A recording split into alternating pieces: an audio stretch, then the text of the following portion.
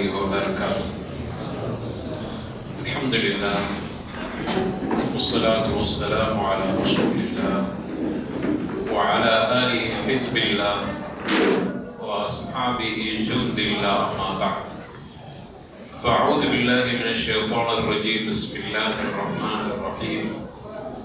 يا أيها الذين آمنوا اتقوا الله حق تقاته ولا تموتن إلا وأنتم مسلمون. رب اشرح لي صدري ويسر لي أمري واحلل عقدة من لساني يفقهوا قولي. உலகத்திலே அல்லாஹ்வுக்கு மிக உகப்பான இடமாகிய இறை இல்லத்தில் அவனுடைய பகலையும் ரஹ்மத்தையும் வேண்டியவர்களாக அமர்ந்திருக்கிறோம். அருமையானவர்களே, நேற்றைய தினம் ஹதீஸ் தொகுக்கப்பட்ட அந்த வரலாற்றில் சஹாபாக்கள் காலம் வரைக்கும் தொகுக்கப்பட்ட விஷயங்களை லேசத்துடன் அடுத்து தாபியீன்கள் தபஅ தாபியீன்கள் காலம் இந்த ஹதீஸை எப்படி கொண்டு போறாங்க அப்படிங்கிறதுக்கு ஒவ்வொரு காலகட்டத்திலும்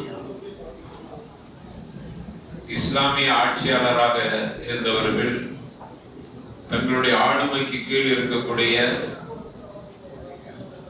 அறிஞர்களுக்கு கட்டளையிட்டிருக்கிறார்கள், ஹதீஸுகளை நீங்கள் தொகுத்து கொண்டு வாங்க. அந்த வரிசையில நம்ம பார்க்கிறோம், உமர் இப்னு அப்துல் அசீஸ் அவங்க காலத்துல அவர்கள் கட்டளையிட்டு அன்னைக்கு வாழ்ந்த அறிஞர்கள் தொகுத்திருக்கிறாங்க. அதுல சயீத் இப்னு முஸய்யப், ஹஸன் அல் பஸ்ரி, ஹம்மாம் இப்னு முனப்ப போன்றவர்கள் எல்லாம் முதலாவது தலைமுறையினருக்கு, அதே போன்று இரண்டாம் நூற்றாண்டினுடைய துவக்கத்தில் உள்ள வாழுகிற அறிஞர்களுக்கு ஒரு பெரிய பாடமாக இருந்தார். முதலாம் நூற்றாண்டு முடிந்து இரண்டாம் நூற்றாண்டு வாழுகிற அறிஞர்களுக்கு இவர்கள் 2 நூற்றாண்டுகளிலும் இந்த பகுதியிலும் அந்த பகுதியிலும் கொஞ்சம் வாழ்ந்திருக்கிறார். அப்போ அதனால் இவர்கள் பெரிய பாடமாக இருந்தார். இந்த ஹதீஸை எப்படி தொகுக்கணும் அப்படிங்கிறதுக்கு அவர்கள் போட்ட விதிமுறைகள், குறிப்பாக ஏன்னா காலம் ரொம்ப கடந்து போகவில்லை. ரசூலுல்லாஹ்க்கு அடுத்தது சஹாபி, தாபிஈன், அதுக்கு அடுத்தது யார் அந்த செய்தியை சொல்றாங்களோ அவர்கள். அப்போ பெரிய அளவில் காலங்கள் கடந்து போகாததுனால மிக லேசான முறையில் அந்த ஹதீஸுகளை தொகுப்பதற்கு ஒரு வாய்ப்பு இருந்தது. அவங்க போட்ட நிபந்தனை ஒரு சிறிய நிபந்தனை தான். என்ன போட்டாங்கன்னா, ஹதீஸுகள்ல தப்தீலோ தஹ்ரீஃபோ இருக்கக்கூடாது, சிதைவும் இருக்கக்கூடாது, மாற்றமும் இருக்கக்கூடாது. இப்படி மாற்றம் இல்லாம சிதைவு இல்லாம அந்த செய்திகளை கொடுக்கணும். அடுத்தது துராஜா மின் கபலி ஷேக் இம்மா பிஸ்ஸிமா அவு பில் கிராஅ அலைஹி அப்படிங்கிற 2 நிபந்தனைகளை பிரதானம் போட்டாங்க. அதாவது ஷேக் கிட்ட நீங்க எந்த உஸ்தாது கிட்ட இருந்து கேட்டீங்களோ தொகுத்த பிறகு அந்த உஸ்தாதிட்ட வாசிச்சு காமிச்சு அவங்கள்ட்ட இந்த செய்தியை உறுதிப்படுத்திய பிறகு, ஏன்னா முதல் தடவை கேட்கும் போது ஹதீஸ உஸ்தாதிட்ட கேட்டுருவீங்க, கேட்கிற பொழுது ஏதாவது பிழையாக தப்தீலோ தஹ்ரீஃபோ வந்துடும். அதாவது மாற்றமான வார்த்தையால அர்த்தம் ஒரே அர்த்தத்தில் வேற ஏதாவது வார்த்தையை நீங்க கையாளக்கூடிய நிலை வந்துடும். அதனால என்ன செய்யணும், கேட்ட உஸ்தாது கிட்ட திரும்ப நீங்க அதை வாசிச்சு காமிச்சு அதை உறுதிப்படுத்தணும். இப்படியான நிபந்தனைகள் போட்டாங்க. சாதாரணமா ஹதீஸ் தொகுக்கப்படல, அதை புரிஞ்சுக்கிறதுக்காக தான் உலமாக்கள் இதெல்லாம் ரொம்ப நுட்பமா சொல்றாங்க. அப்ப அந்த ஹதீஸை வாசிச்சு காமிச்சு, அதே போல இஸ்னாத் என்றால் சம்பந்தப்பட்ட அந்த அறிவிப்பாளர் தொடர், ரிஜால் என்றால் அந்த விஷயத்தை பரிமாறக்கூடியவர், அவரை பற்றியான தகவலோடு இந்த செய்தியை பெறணும். யாருக்கிட்ட இருந்து கேட்டீங்களோ அவரை பற்றியான அறிவு உங்களுக்கு இருக்கும். இவர் தகுதியானவரா, சரியானவரா, அவங்க அந்த இதை அடுத்த ஆளுகிட்ட நீங்க கொண்டு போய் கடந்து போய் இதை சேர்க்க முடியும். அவர் யாருன்னு தெரியாம நீங்க கேட்டுட்டு அதை இன்னொரு ஆள்கிட்ட சொல்லும் போது உங்களை அறிந்தவர் என்ன நினைப்பார், இவர் சொன்னா சரியா இருக்கும் அப்படின்னு உங்க மேல உள்ள நம்பிக்கையில அதை கேட்டுட்டு போயிடுவார்.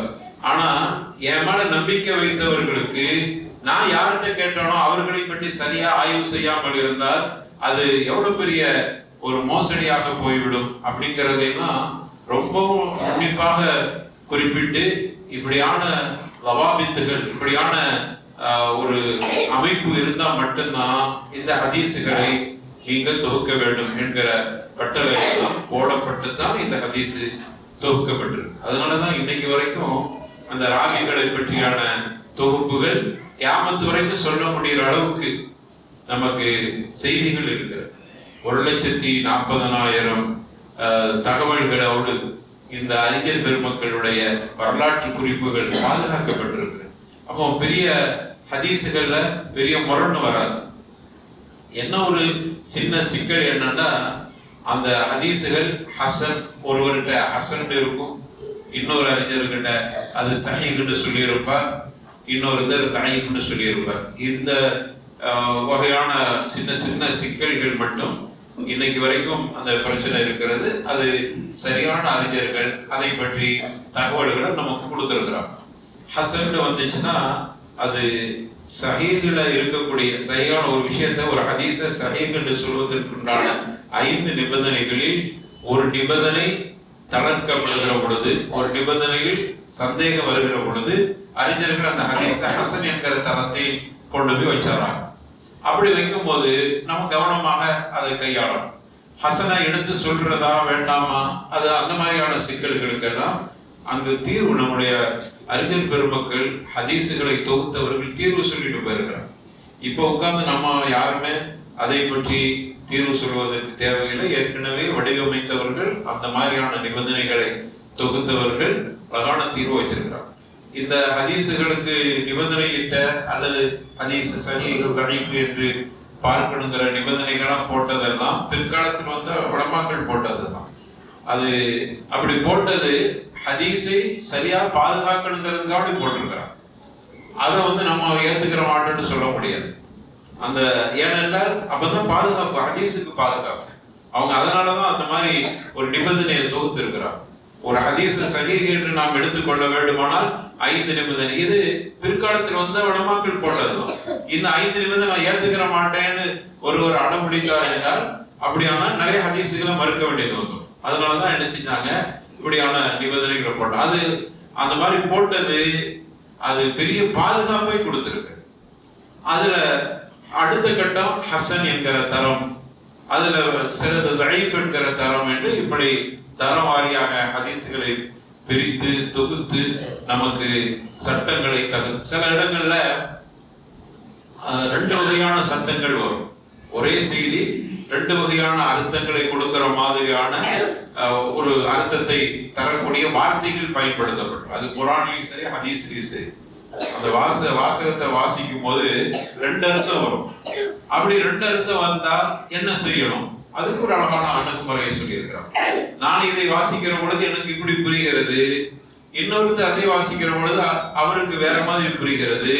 காரணம் அது இதுக்கு இந்த அர்த்தம், அதுக்கு அந்த அர்த்தம், 2க்குமே ஒரே அர்த்தம், ஒரே வார்த்தை, ஆனா அர்த்தம் 2 அர்த்தம் வருகிறது. இப்பெல்லாம் என்ன செஞ்சுக்கிறது, ரொம்ப லேசா சொல்லிட்டு போயிட்டாங்க.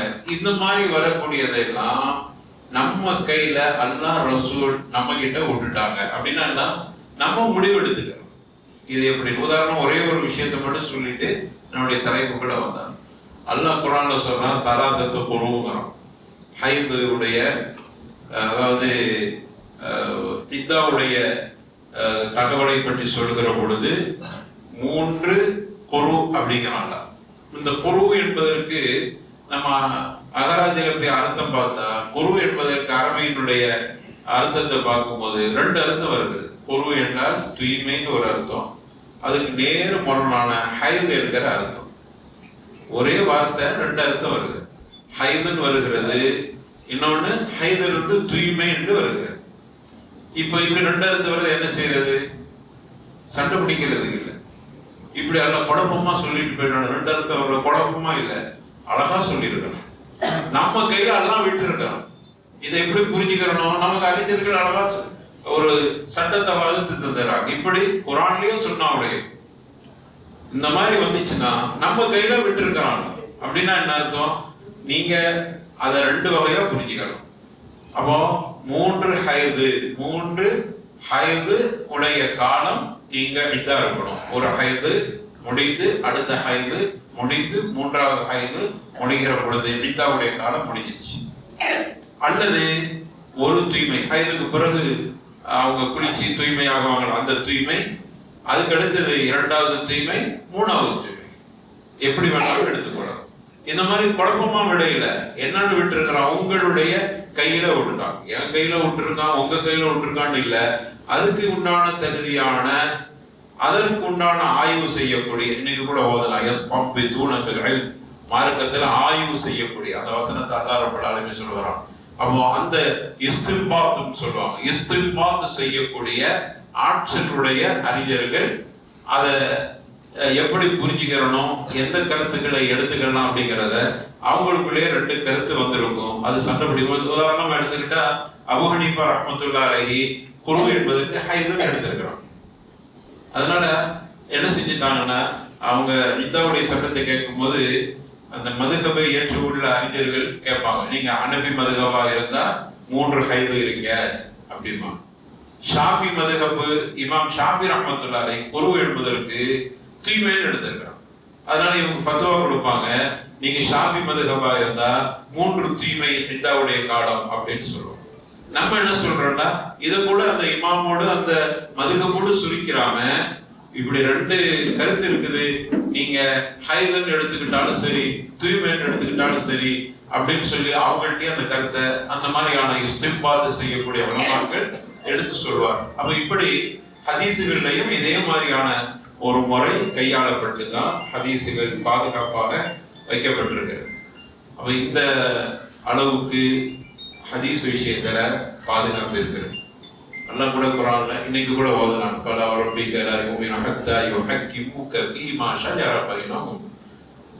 அந்த வசனத்துல அல்லாஹ் ரப்பல் ஆலமீன் சொல்லி காட்டுறான். இன்னைக்கு ஓதுன இமாம் ஓதும்போது ஃபலா ரப்பிக லா யுமினு ஹத்தா யுஹக்கிமுக ஃபீமா ஷஜர பைனஹும். உங்களுடைய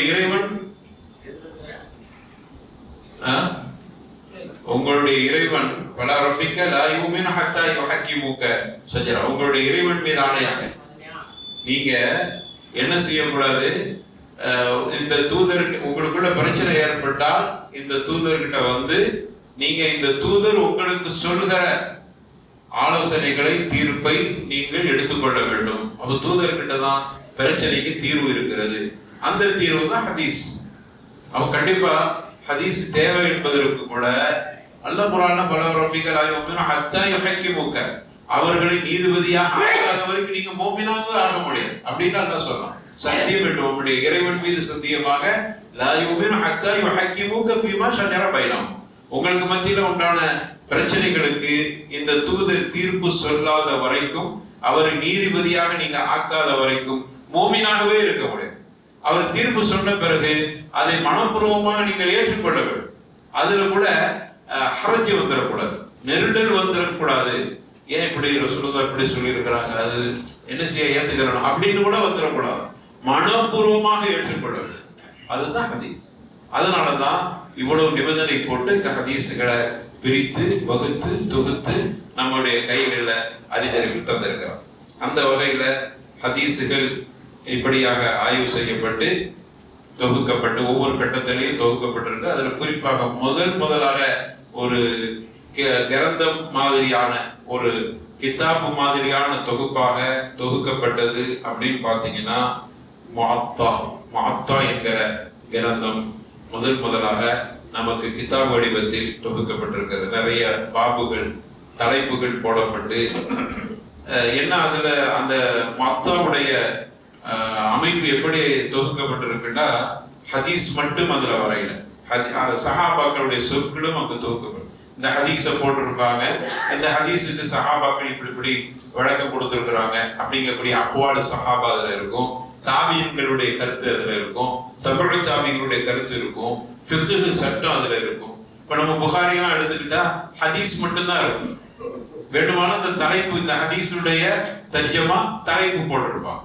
அந்த தலைப்பு ஓரளவு அந்த ஹதீஸுக்கு தோதுவாக அமைந்துடும். அதனுடைய சட்டத்தை மேல தலைப்பிலேயே படிச்சுக்கணும் அப்படின்னு போட்டிருப்பாங்க, அவ்வளவுதான். ஆனா இந்த மொத்தம் ஆரம்பத்துல தொகுத்த கிதாபை பாருங்க, அதுல என்னன்னா எதுவுமே விடுபட்டுறக்கூடாதுன்னு சொல்லி ஹதீஸோட சஹாபாக்களுடைய சொற்களையும் தாபியங்களுடைய கருத்துக்களையும் தபு தாபியங்களுடைய கருத்துக்களையும் ஃபிக்ஹ் சட்டங்களையும் மொத்தமாக அதுல தொகுத்து தஈஃப் ஸஹீஹ் எல்லாத்தையுமே தொகுத்துட்டாங்க மாப்பால். அப்படியாக முதலாக தொகுக்கப்பட்டது முஅத்தா. முஅத்தாவுடைய ஆசிரியர் யார்?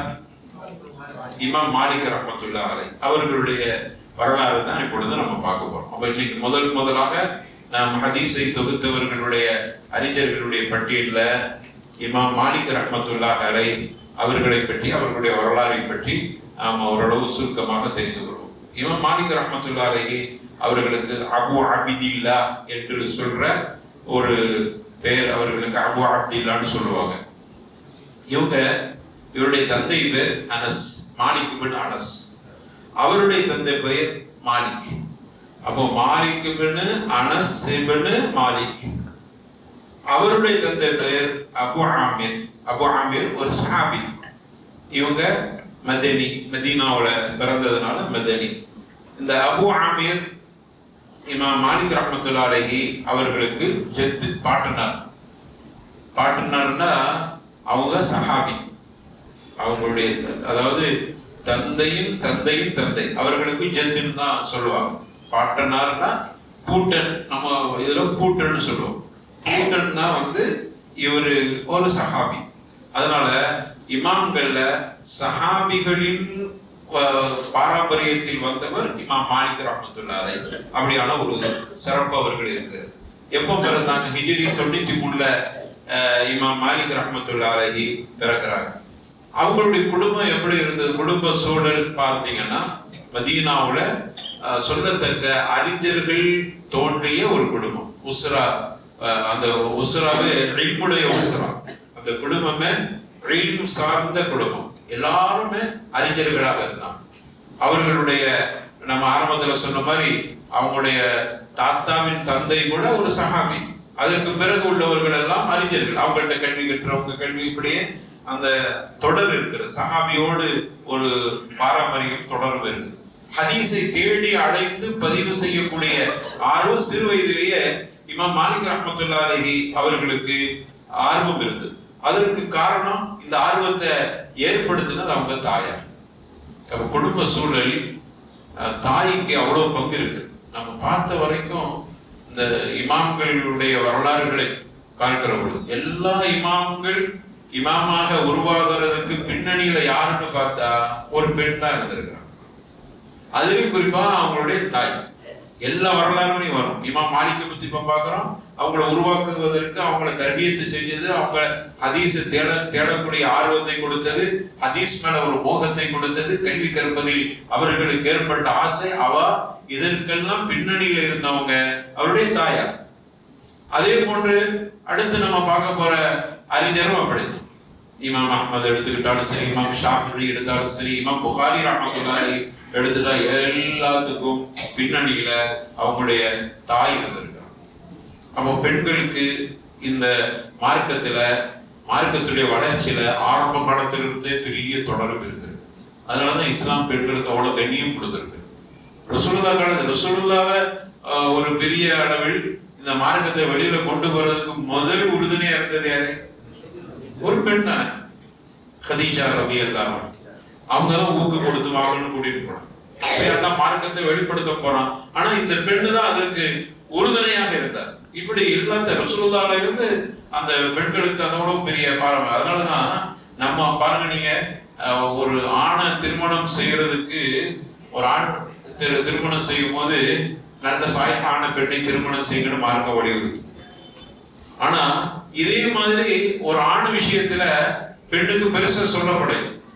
எப்படி சொல்லுது? நீங்கள் உங்களுடைய துணைகளை மர்அத்து சாலிஹா, யார் ஒருவர் மிக சிறந்த கன்சை சேமிப்பை பெற்றுக்கொண்டவர் உங்களுக்கு அறிவிக்கட்டுமான்னு கேட்கிறாங்க சொல்லுவாங்க. சகாபாக்கிட்ட கேட்கிறாங்க, உங்களுக்கு ஒரு சிறந்த சேமிப்பை உங்களுக்கு அறிவிக்கட்டுமா, அப்படியான ஒரு சொத்தும் ஒரு சேமிப்பும் உங்களுக்கு கிடைக்கிற ஒரு பெரிய பாக்கியம் உள்ள ஒரு அம்சத்தை சொல்லட்டுமா அப்படின்னு கேட்ட உடனே சஹாபாக்கள்ல சிலர் என்ன புரிஞ்சுக்கிட்டாங்கன்னா, சொத்து நல்ல பெரிய அளவுல பொருளாதாரத்தை சேர்க்கிற விஷயமா சொல்றாங்க போல தேதி அப்படின்னு நினைச்சிட்டு இருக்கும்போது ரசூலுல்லாஹ் என்ன சொன்னாங்க, அல் மர்அத்து சாலிஹா அப்படின்ட்டாங்க.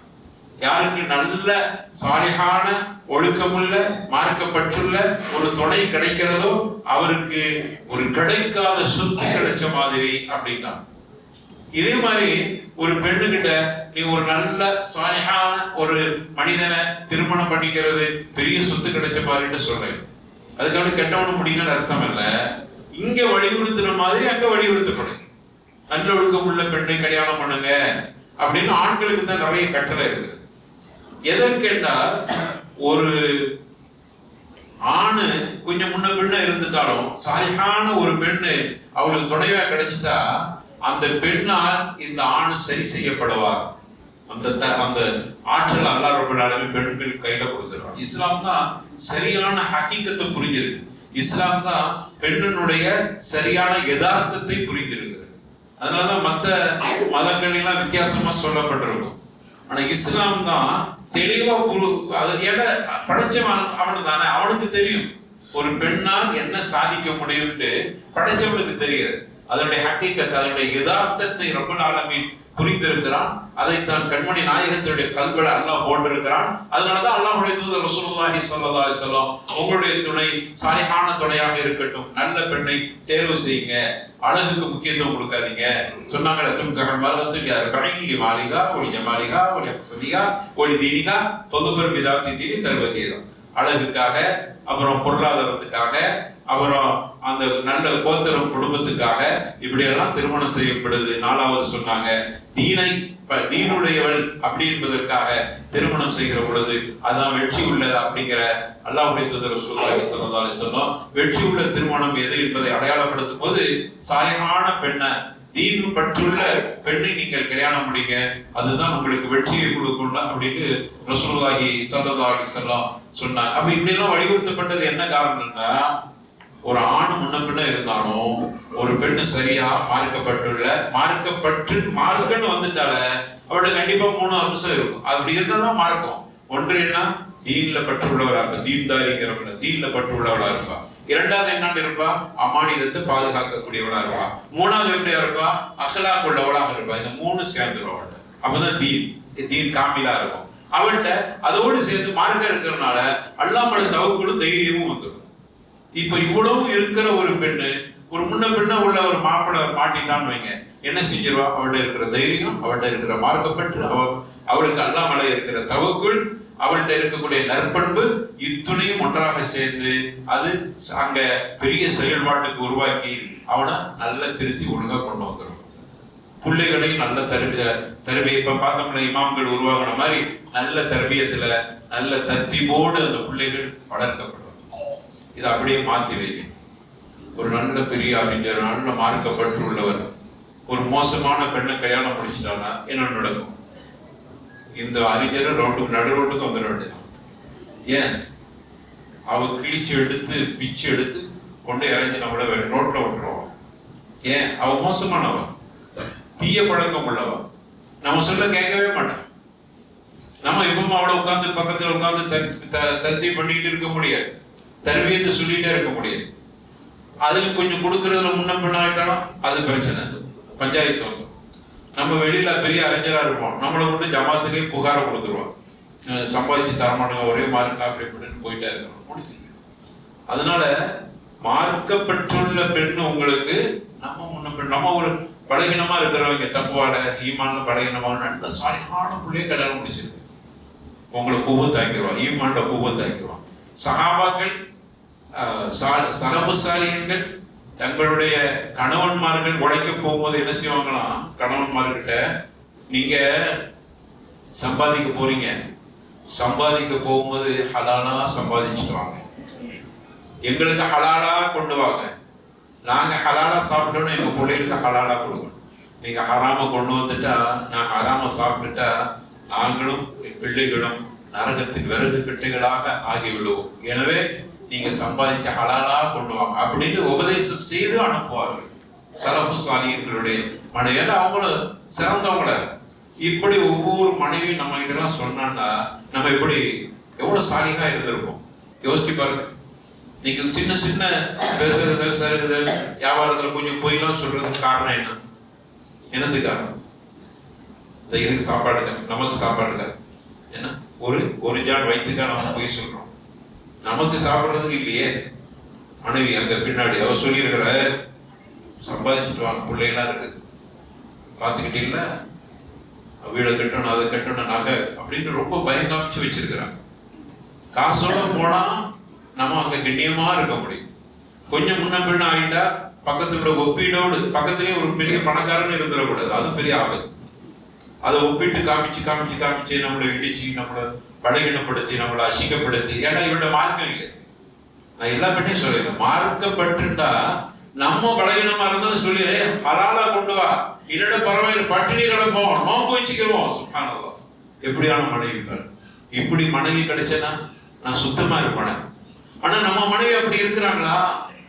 அப்ப நம்ம தேர்வில் நாம் எடுத்துக்கொண்ட குளறுபடி. ஒருத்தன் பிரச்சனைன்னு வர்றான்னா அவன்கிட்ட நம்ம சொல்றதான், நீ முதல்ல தேர்வு செய்யும்போது ஒழுங்கா தேர்வு செய்ப்பான் அவன் துணை. நீ அங்க கோட்டை விட்டுட்டா, இப்ப கோட்டை விட்டுட்டு கதறி என்ன, இப்ப கோட்டை விட்டுட்டீங்க அங்க இப்படி ஆகிட்டேன்னு சொல்லி அழுது புலம்பி அல்லாஹ் எனக்கு இப்படி ஆக்கிட்டானா, அல்லாஹ் உனக்கிட்ட அல்லாவுடைய தூது அழகா சொல்லி இருக்கிறாங்க மருகத்து சாலிஹாவை பாருங்க. நீ அழகு மட்டும்தானே பார்த்தா, கவர்ச்சி மட்டும்தானே பார்த்தா, அவளுடைய வேற வேற அலங்காரங்களை மட்டும்தானே பார்த்தா, பொருளாதாரத்தை மட்டும்தானே பார்த்தா. அப்போ இப்படிதான் நம்ம கேவலப்பட வேண்டிய ஒரு நிலைக்கு தள்ளப்பட்டுவிடும். அப்போ பாருங்க, இந்த இமாம்கள் உருவாகின எல்லா இமாம்களையும் நம்ம பார்த்த வரைக்கும், நம்ம படித்த வரைக்கும், எல்லா இமாமுக்கு பின்னணியில பெண்கள் இருந்திருக்கிறாங்க. அவங்களுடைய தாய் இமாம் மாலிக் ரஹ்மத்துல்லாஹி அலைஹி அவ்வளவு பெரிய அறிஞர் முஹத்திஸ். இமாம் மாலிக் ரஹ்மத்துல்லாஹி அலைஹியுடைய இல்ம நம்ம சொல்லணும்னா பெரிய முஹத்திஸ். கிட்டத்தட்ட இமாம் மாலிக் ரஹ்மத்துல்லாஹி அலைஹி 900 ஆசிரியர்கிட்ட கல்வி எடுத்திருக்கிறாங்க, ஹதீஸ் எடுத்திருக்கிறாங்க. 900 ஆசிரியர் எங்க போச்சு? 900 ஆசிரியர்கிட்ட பெரிய பெரிய அறிஞர், குறிப்பாக நாஃபி மௌலா இப்னு உமர், இப்னு உமர் அப்துல்லா இப்னு உமர்னு சொல்ற பாருங்க ரலியல்லாஹு அன்ஹு. அவங்களுடைய மௌலா அப்படின்னா அடிமையாக இருந்து உரிமை ஈற்றவங்களுக்கு எல்லாம் மௌலா எங்கெல்லாம் மௌலான்னு வருதோ அங்கெல்லாம் நீங்க புரிஞ்சுக்கிறீங்க. அடிமைன்னு அல்ல, அடிமையா முதல்ல இருந்து உரிமையிடப்பட்டவங்களுக்கு மௌலாவா. அப்ப நாஃபி அப்படிங்கக்கூடிய அறிஞர் இவங்களுடைய உஸ்தாத் யாருன்னா இமாம் மாலிக் ரஹ்மத்துல்லாஹி அலைஹியுடைய ஆசிரியர். அவங்கள்ட்ட தான் பிரதான ஆசிரியர் கல்வி எடுத்திருக்கிறார். அவங்க யாருன்னா நாஃபி யாருன்னா இப்னு உமர் அப்துல்லா இப்னு உமர் ஃபத்தாப் ரலியல்லாஹு அன்ஹு அவர்களுடைய மகனார். அவர்கள்ட்ட நாஃபி அடிமையா இருந்தாங்க, உரிமையிட்டு அவங்க நிறைய கல்விகளை கற்று இமாம் மாலிக் ரஹ்மத்துல்லாஹி அலைஹி அவங்களுக்கு உஸ்தாதா இருந்தாங்க. அவங்க பிரதான ஆசிரியர். அவங்க தாயார் அனுப்பி வைக்கிறாங்க, போய் நாஃபியுடைய பெரிய அறிஞர் போய் படிச்சுட்டு வாங்க. ஏன்னா அவங்க சஹாபியை பார்த்த தாபியர் யாரு? நாஃபியர். ஏன்னா அவங்க அடிமையா அவங்க தாபியர் தானே. அப்போ அவங்கள்ட்ட போய் கல்வி கற்றுட்டு வாங்க. தஃப்சீரை படிச்சாங்க அவங்கள்ட்ட. அதே போல அவங்க ரபியா இப்னு அப்துர் ரஹ்மான் இவங்கெல்லாம் அவங்களுடைய உஸ்தாத். இவர்கள்ட்ட போய் கல்வி கற்கிறாங்க. இவங்க கிட்ட தஃப்சீர், ஃபிக்ஹ், அதே மாதிரி ஃபராயித் என்று இப்படி பல துறைகளை சார்ந்த கல்விகளை எல்லாம் முழுமையாக படித்து விட்டார்கள். இவர்கள் உருவாக்கிய மாணவர்கள், இவங்களுடைய உஸ்தாத் பெரிய உஸ்தாத் 900 பேர்கிட்ட கல்வி எடுத்துக்கிறாங்க. சரி, இவங்க கல்வி கற்றுக் கொடுத்து உருவானவர்கள் அப்படின்னு எடுத்துக்கிட்டா நிறைய பேர் இருக்கிறாங்க. குறிப்பாக இமாம் ஷாஃபிஈ ரஹ்மத்துல்லாஹி அலைஹி யாருடைய மாணவர்? இமாம் மாலிக் ரஹ்மத்துல்லாஹி அலைஹி அவங்களுடைய மாணவர்.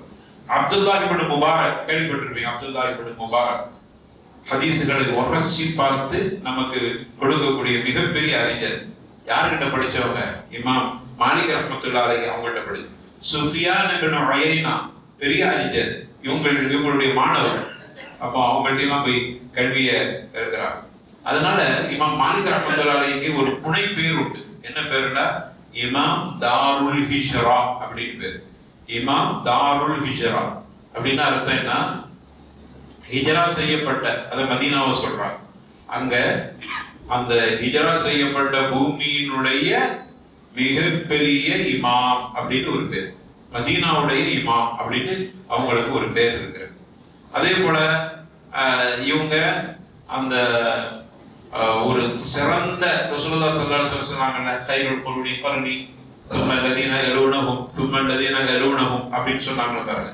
அதே மாதிரி அந்த முஃபத்தலா, அந்த சிறந்த நூற்றாண்டில் வாழ்ந்த அறிஞர்கள்ட்ட அவங்க கல்வி கற்றது மட்டுமல்லாம அவர்களே அந்த நூற்றாண்டில் வாழ்ந்த நல்லவர்களில் ஒருவராக இருந்தாங்க. அதே போல முஅத்தா கிதாப அவங்க பிரபலமான கிதாப், அந்த கிதாபை அவங்க, ஆனா அவங்கள்ட்ட ஒரு ஒழுங்கு இருந்துச்சு. நம்ம உட்கார்ந்துக்கிட்டு அது தேவையா தேவையில்லையான ஆய்வு பண்ணிட்டு இருப்போமே, ஆனா அவங்களுக்குள் ஒழுங்கு வச்சிருந்தாங்க. ஒரு ஹதீஸை ரிவாயத்து செய்யறதுக்கு முன்னாடி, ஒரு ஹதீஸை ஒரு ஆசிரியர்கிட்ட கேட்பதற்கு முன்னால் இந்த 2 நேரத்து சந்தர்ப்பத்திலும் அவங்க ஒதுச்சிட்டு இருப்பாங்க, ஒதுவோடு இருப்பாங்க.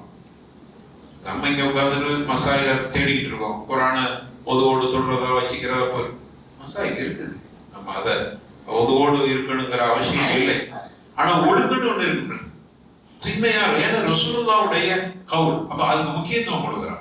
ரசூலுல்லாஹ்வுடைய சொற்கள் அதை நம்ம கேட்க போறோம், அல்லது ரசூலுல்லாஹ்வுடைய சொற்களை நான் சொல்ல போறேன். அந்த நேரத்தில் நான் வெளிரங்கமான ஒரு தூய்மையை, ஒதுவை எடுத்துக்கொள்ள வேண்டும். அப்போ ஒதுவோடு இருந்த ஹதீசுகளை அறிவிக்கிறது, ஹதீசுகளை கேட்கிறது, இப்படி தனக்குள் ஒரு கட்டுப்பாடை உருவாக்கி கொண்டார்கள்.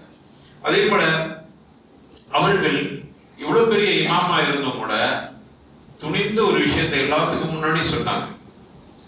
இமாம்களாகிய எங்களை இமாம்னு சொல்றீங்க, அப்ப நாங்கள்லாம் மனிதர்கள் தான். முதல்ல அப்படி புரிஞ்சுக்கிறீங்க. எங்களை இமாம்னு ஏத்துக்கிட்டீங்க, நாங்கள்லாம் மனிதர்கள் தான். ரசூலுல்லாஹ்வுடைய கபர் மதீனாவுல அவங்க பாடம் நடத்துனாங்க, ரசூலுல்லாஹ்வுடைய கபர்கிட்ட நின்று சொல்றாங்க. ஆனா எங்கள கருத்துக்களில் ஏற்றுக்கொள்ளக்கூடிய கருத்தும் இருக்கிறது, நிராகரிக்கிற கருத்தும் இருக்கிறது.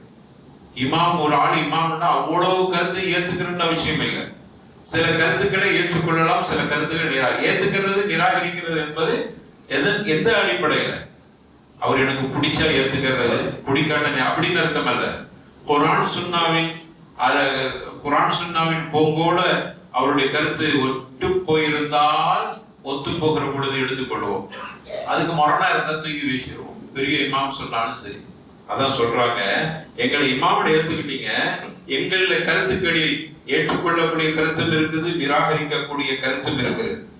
இந்த கபரில் அடங்கி இருக்கிறாரே, இவருடைய கருத்து இருக்கிறது, அதை உள்ளபடியாக அவருடைய கருத்து மட்டும்தான் ஏற்றுக்கொள்ளக்கூடியதும் ஏற்றுக்கொள்ளக்கூடாததும் என்ற 2 கருத்துக்கு இடமே இல்லை.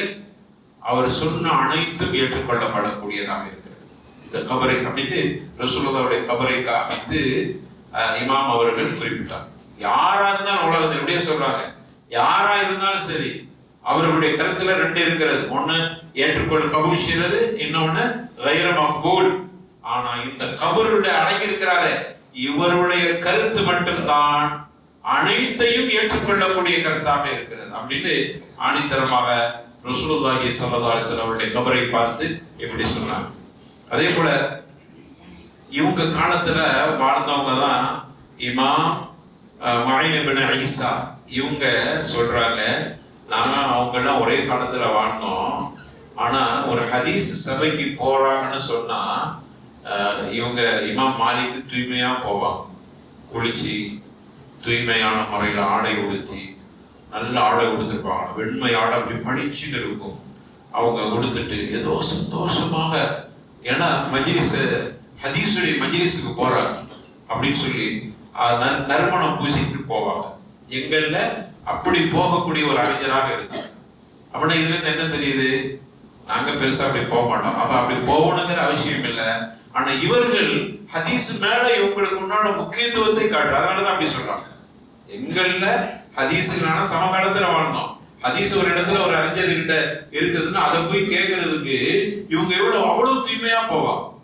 ஏன்னா ரசூலுல்லாஹ்வுடைய ஹதீஸை கேட்க போறோம், நம்ம ஒரு பரிசுத்தமா சந்தோஷமான முறையில் நல்ல ஆடை உடுத்திட்டு போவோம் அப்படிங்கிற மாதிரி போவோம். அதே போல ஹதீஸ் நடத்துகிற பொழுது யாராவது கூச்சலிட்டாலோ அல்லது சத்தத்தை உயர்த்தினாலோ லா தர்ஃபு அஸ்வாத்தக்கும் ஃபௌக ஸௌத்தின் நபி, அந்த வசனத்தை சொல்லி காட்டுவாங்க. உங்களுடைய சத்தங்களை உயர்த்தாதீர்கள், நபியுடைய சத்தத்தை தாண்டி உங்களுடைய சத்தம் உயரக்கூடாது.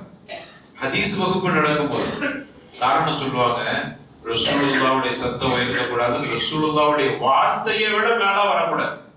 இப்ப ரசூலுல்லா இல்ல, ஆயாத்தா இல்ல, இப்ப நாங்க அவங்களுடைய வார்த்தையை சொல்லிட்டு இருக்கோம், நீங்க ஏன் சத்தம் போடுறீங்க அப்படின்ட்டு அந்த அளவுக்கு சபை அப்படியே நிஜப்தமாக வைத்திருப்பார். அதனால எல்லாரும் ரசூலுல்லாவுடைய வார்த்தை காலத்துலாம் கால ரசூலுல்லாஹி ஸல்லல்லாஹு அலைஹி வஸல்லம் அப்படின்னு ஆரம்பிச்சால எல்லாம் அமைதியா இருப்பாங்க, ஒரு சின்ன சத்தம் கூட வராது. அவ்வளவு அந்த சபையை அப்படியே தக்வாவுடைய சபையாக வைத்திருப்பார். இப்படியான ஒரு அறிஞராக இருந்தார்.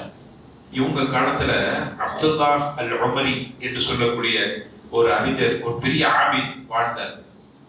ஆபித் மட்டுமல்ல, ஜாஹித். அவர் நல்ல உலக பற்றற்றவர் தான் சொல்லுவாங்க, அவங்களுக்கு தான் ஜாஹிதுமாங்க. உலகத்து மேல பெரிய விருப்பம் இருக்காது, ஏதோ கொஞ்சமா ஏதோ சாப்பிடுறதுக்கு சம்பாதிச்சா போதும், மற்ற நேரம் இபாதத்துல ஆர்வம். மதீனால அப்படி ஒரு பிரபல்யமான ஆபித் இவங்க இமாம் மாலிக் ரஹ்மத்துல்லாஹி அலைஹிக்கு ஒரு லெட்டர் எழுதுறாங்க, ஒரு மடல் எழுதுறாங்க. எழுதி அவங்க அதுல சொல்றாங்க, என்னப்பா நீ பேசாம ஹதீஸ் தேடி தேடி அங்கிட்டு அலைஞ்சிட்டு இருக்கா, தர்கில் ஹதீஸி வல் இன்ஃபிராதி பில் இபாதா அப்படின்னா, ஹதீஸை தேடுறதை விட்டுட்டு வணக்கத்துல ஆர்வம் காட்ட, அந்த நேரங்கள்ல வணக்கத்துல ஈடுபடலாம்ல அப்படின்னு ஒரு மடல் எழுதுறான். அதுக்கு இமாம் மாலிக் ரஹ்மத்துல்லாஹி அலைஹி பதில் எழுதுறாங்க, பரத்த அலைஹி மாலிக் பி அன்னல்லாஹ் கஸ்ஸமல் அமால். அல்லாஹ் ரப்பல் ஆலமீன், இமாம் மாலிக் ரஹ்மத்துல்லாஹி அவருக்கு பதிலடி கொடுக்குறாங்க. அல்லாஹ் அமல்களை பிரிச்சு வச்சிருக்கிறான். எப்படி சில பேருக்கு ரிஸ்க கொடுக்கறதுல ஒரு ஆளுக்கு கூடுதல் கொடுத்திருக்கிறான், ஒரு ஆளுக்கு குறைவா கொடுத்திருக்கிறான். அதே போல சில பேர் தொழுகையில ஆர்வமா இருப்பாங்க, தொழுகுவாங்க, ஆனா அவர்களால் நோன்பு விஷயத்துல பெருசா ஆர்வம் காட்ட முடியாது. அதே போல சில பேர் நோன்புலையும் தொழுகையிலும் ஆர்வமா இருப்பாங்க, தர்ம விஷயத்துல அவங்களுக்கு பெருசா கொடுக்க முடியாது. சில பேர் தர்மம் நல்லா கொடுப்பாங்க, தொழுகையில கரெக்டா இருப்பாங்க, ஆனா நோன்பு விஷயத்துல அவங்களுக்கு முடியாம இருக்கும். இப்படி பலதரப்பட்ட அடிப்படையில் இருக்கிற மாதிரி கல்வி தேடுற விஷயத்துல, ஹதீசுகளை தேடுற விஷயத்துல எனக்கு அல்லாஹ் அதுல ஆர்வத்தை கொடுத்திருக்காங்க.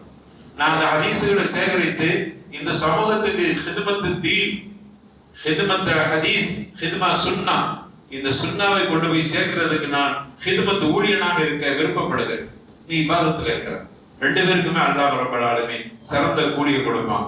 இதுல வித்தியாசப்படுவதற்கோ அல்லது அதை வேற மாதிரி சொல்வதற்கோ இல்ல, அன்னகிலாஹுமா அலா ஹைர் அப்படின்னா ரெண்டு பேருமே ஹைர்ல இருக்கிறோம். நீங்க தெரிஞ்சது கொண்டு அமல் செஞ்சுட்டு இருக்கிறீங்க, நான் தெரிஞ்சது கொண்டு குறைவான அமல், ஆனா இன்னும் தெரியறதுக்கும்னு ஹதீசுகளை தேடி அலைஞ்சிட்டு இருக்காரு. இதான் வித்தியாசம், அதை அவர்கள் வித்தியாசப்படுத்தி காட்டலாம்.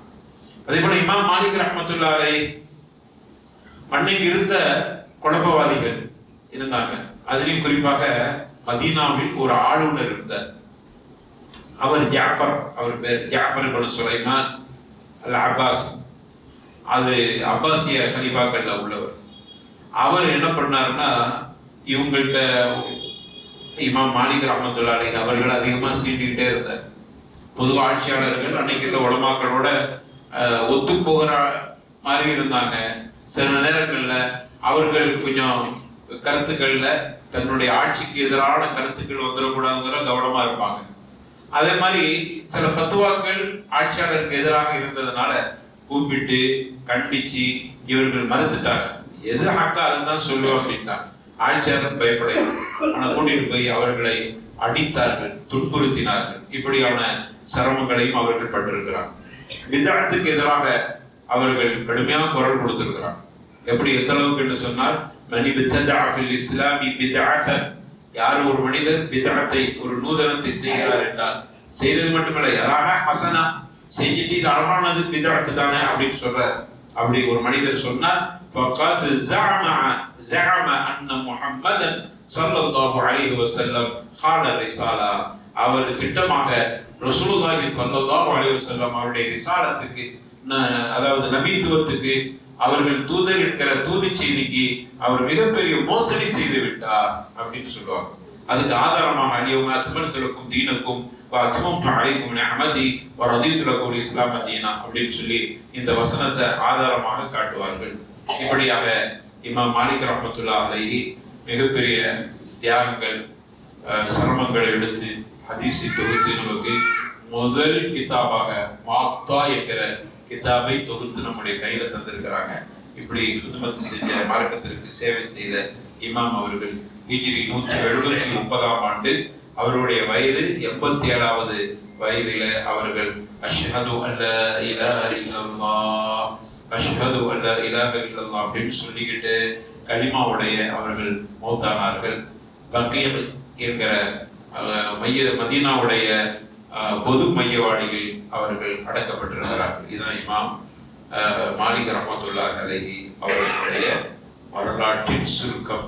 எனவே அருமையானவர்களே, இப்படியாக ஹதீஸ் தொகுத்த அறிஞர்கள் யாருமே சிரமப்படாம இந்த ஹதீஸ் இன்னைக்கு பாத்தீங்கன்னா மாத்தா கிதாப் மாத்தா தமிழ்ல வந்துருச்சு. இமாம் மாலிக்கிட மாத்தா தமிழ்ல இருக்குதா? மாத்தா கிதாப்.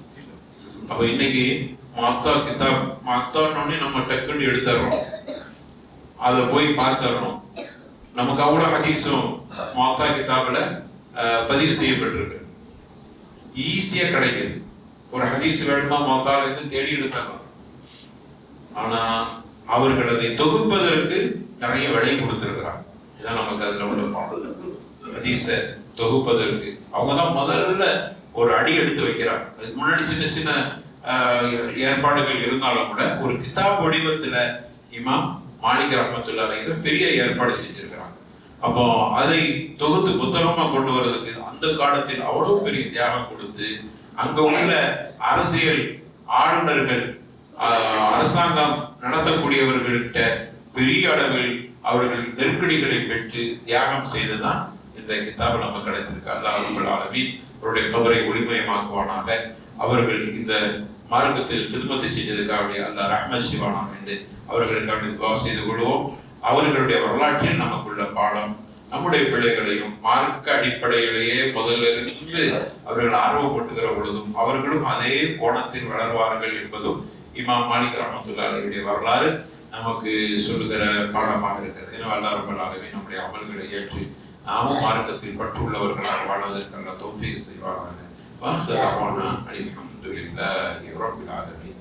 வஸ்ஸலாமு அலைக்கும் வரஹ்மத்துல்லாஹி வபரகாத்துஹு.